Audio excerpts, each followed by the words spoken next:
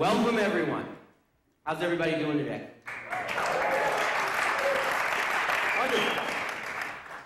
Thanks for coming. This is certainly a unique format. Just think of this like Frost Nixon, except I'm not British and he's not evil.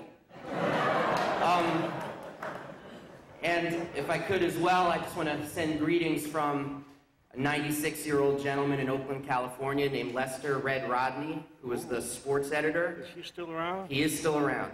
Wow. And I told him I was speaking with Howard, and Lester emailed me, to be 80 again. It was terrific, but I just wanted to say welcome to you, Howard Zinn. Thank you.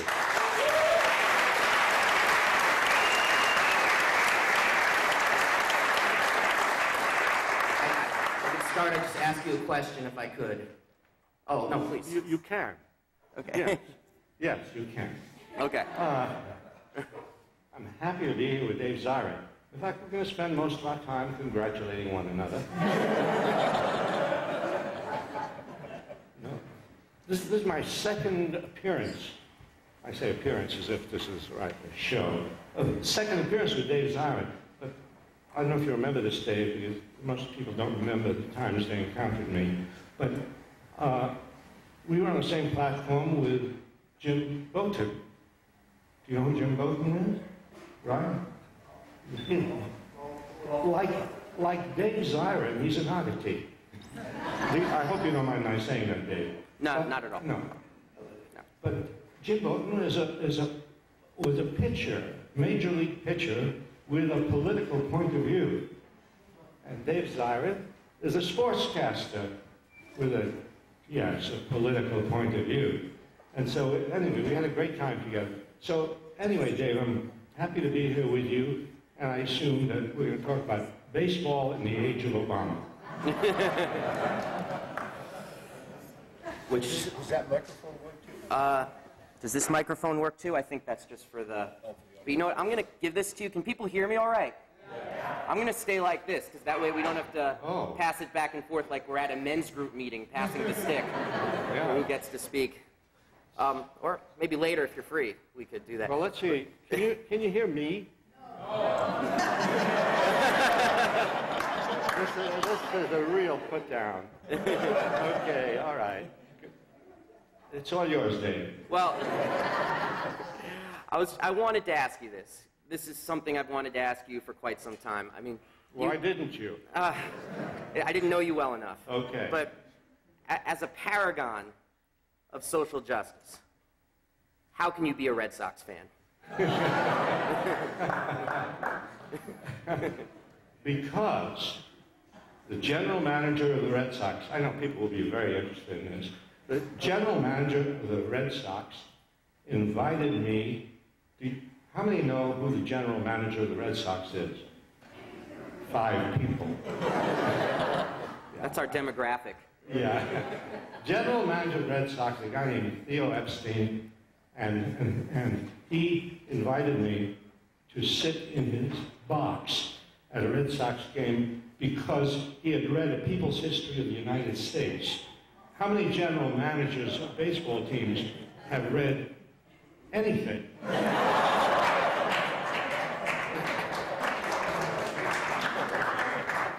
So how can I stop being a Red Sox fan? Besides, they do win a lot. Anyway, Dave. Great answer. There's something else you wanted to ask me. There is. There is. Okay.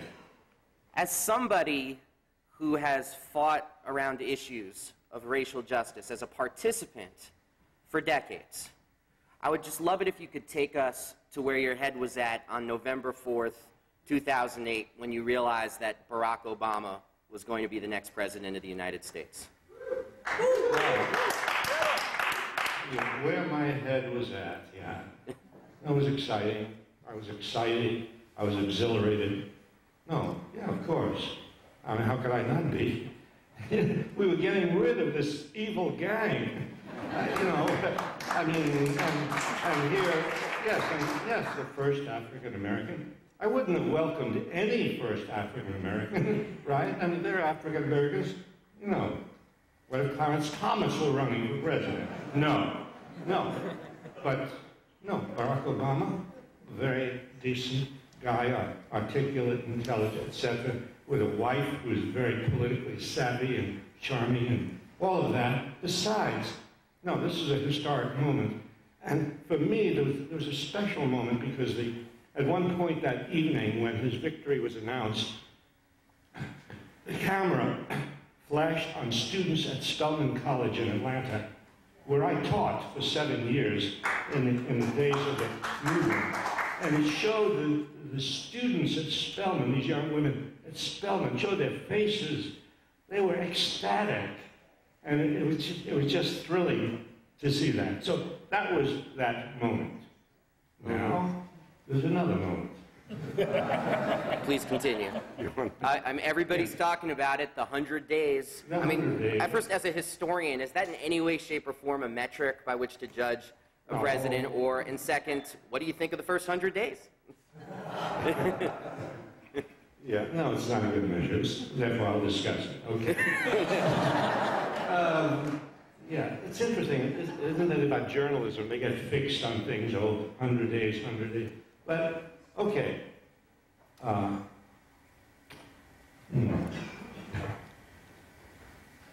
We've seen a lot from Barack Obama in these first 100 days. I mean, there are people who say, oh, well, you mustn't judge him by this brief period of time.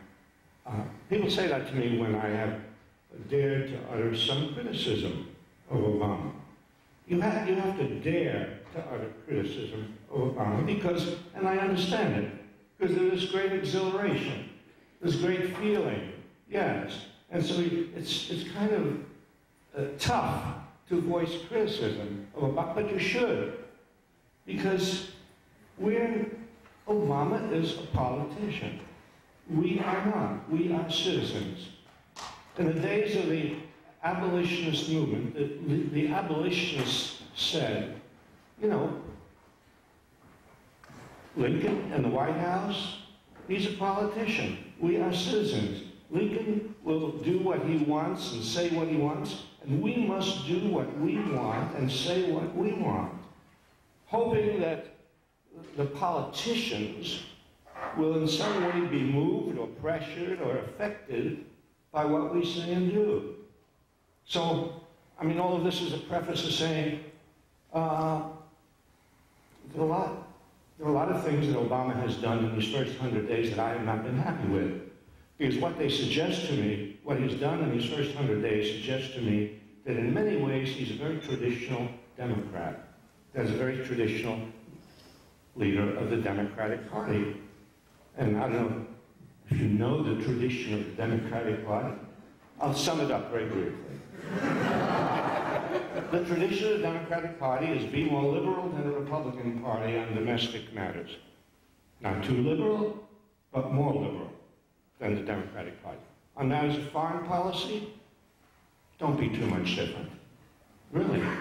I mean, that's what the history of the Democratic Party is, a history of being as expansionist and militarist and imperialist as the Republican Party.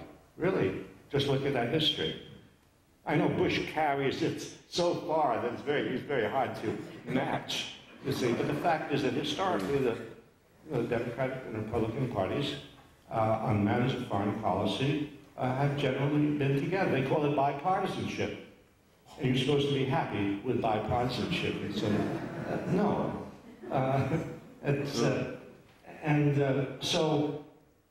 So I welcome the steps that Obama has taken domestically. Steps, they're just steps in the Democratic tradition of caution. Steps, we'll spend more money for education, and we'll try to create jobs. That's all good. And we'll talk about closing Guantanamo, maybe even start to close it. You know, that's all good. But on the other hand, the appointments, I don't have to tell you this, right? The appointments that Obama made, who are these appointments? Old guard Democrats